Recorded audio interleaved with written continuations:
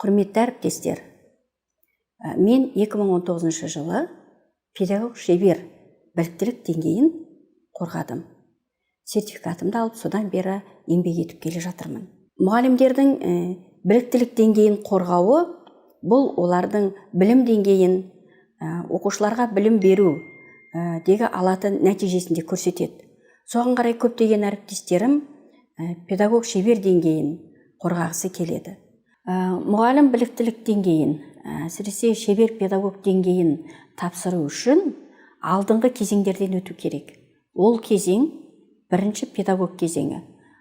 Қазіргі кезде педагог біліктілік деңгейін жоғарғы оқу орнын бітірген жас маман тапсырады. Сол арқылы алғашқы жұмыс еңбек жылына жолдама алады. Екінші белгілі бір деңгейде педагог модератор деңгейін дәлелдейді. Одан кейін педагог сарапшы, одан кейін педагог зерттеуші, одан кейін барып педагог шебер деңгейіне өте алады. Ал педагог сарапшы деңгейінен педагог шебер деңгейіне өте алмайды. Ол ортада педагог зерттеушіден өту керек. Осындай кезеңдерден мұғалімдер кейде қателесіп жатады. Бұны болдырмас үшін осы уақытқа дейін өзің қандай біліктілік деңгейде отырсың, мысалы педагог зерттеуші педагог шеберге тапсыра алады. Ал педагог модератор бірден педагог шебер деңгейіне өте алмайтыны ол түсінікті деп ойлаймын. Бұл кезеңді сатылы біліктілік деңгейі. Мұғалімнің тәжірибесінен, іскерлігінен, өзінің пәні бойынша біліктілік деңгейін тәжірибесі бойынша арттыруынан туындайтын талаптардың бірі.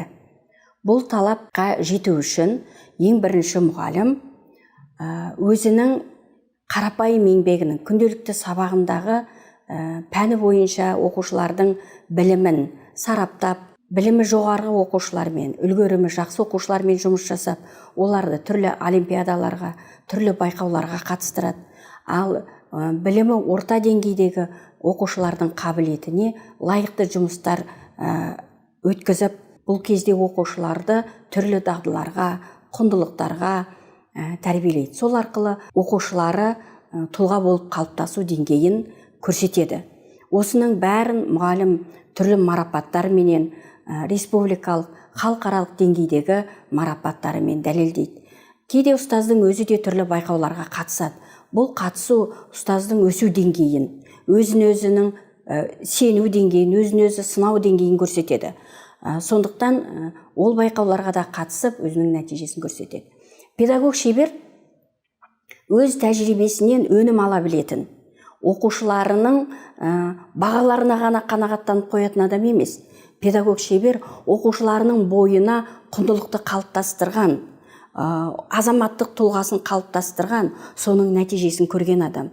Құрметті әріптестер, педагог шебер біліктілік санатын дәлелдеу үшін мұғалім портфолио тапсырады. Жинақтайды.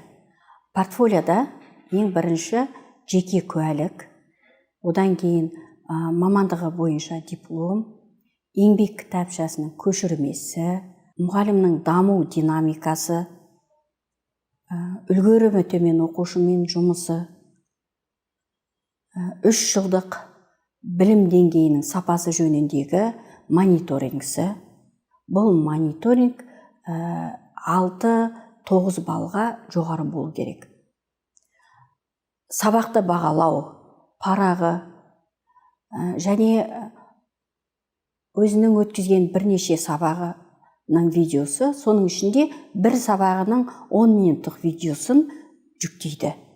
Ал ол видео сабақ әлеуметтік желілерде мұғалімнің өзінің жеке YouTube каналында жариялануы керек.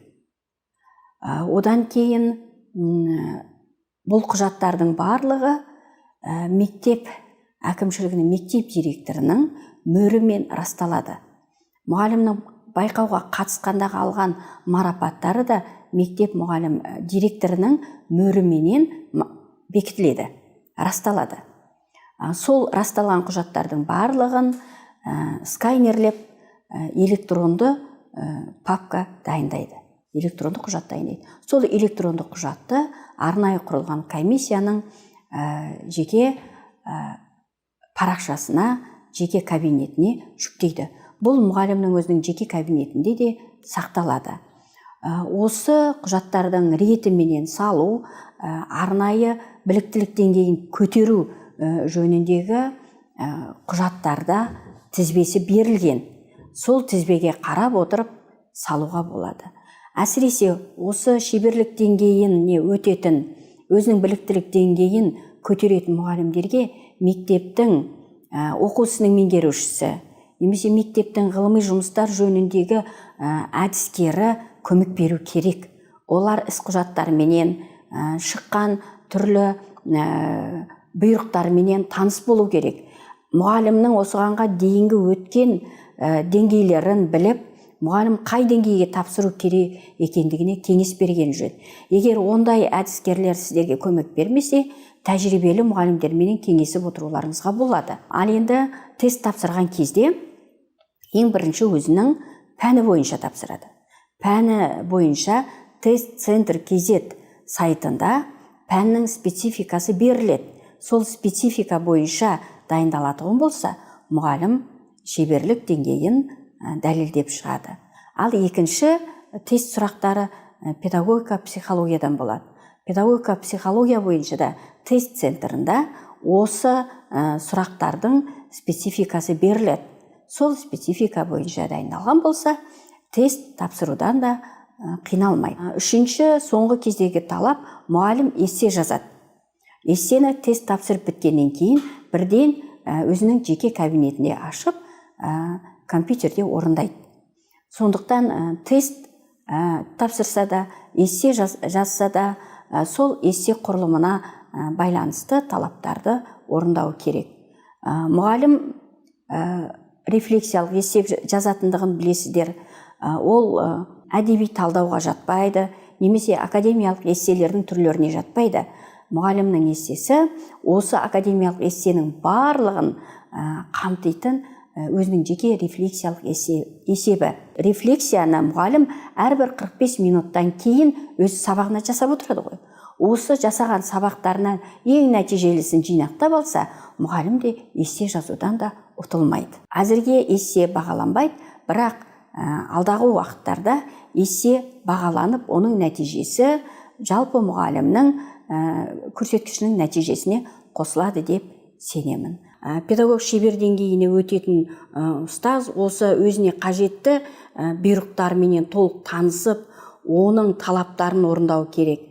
Және марапаттарға, байқауларға қатысқанда да түрлі жеке кәсіпкерлердің байқаулары бар. Ол байқаулар портфолио дайындаған кезде жарамсыз болып қалуы мүмкін.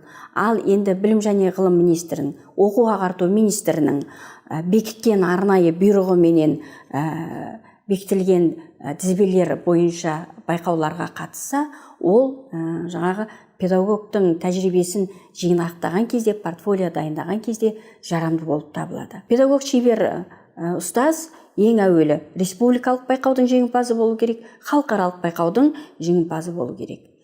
Осындай нәтиже көрсеткен ұстаз міндетті түрде өзінің еңбегіне сай еңбекақы ала білу керек. Сондықтан да осындай біліктілік деңгейлерін мемлекетіміз мұғалімдерге талап етіп қойып отыр. Бұл талаптар орынды деп есептеймін.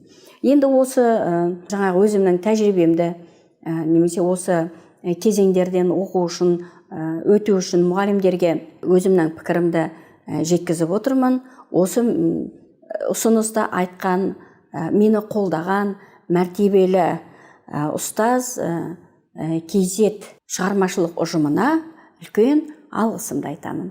Егер сіздер шеберлік деңгейлеріңізді шыңдап алған болсаңыздар, осы мәртебелі KZ шығармашылық ұжымыменен байланысып, өздеріңіздің тәжірибелеріңізді жариялап, өздеріңіздің тәжірибелеріңізді ұсынып, әріптестеріңізбен кеңесіп, ақылдасып, дамып отыруларыңызға әбден болады деп есептеймін.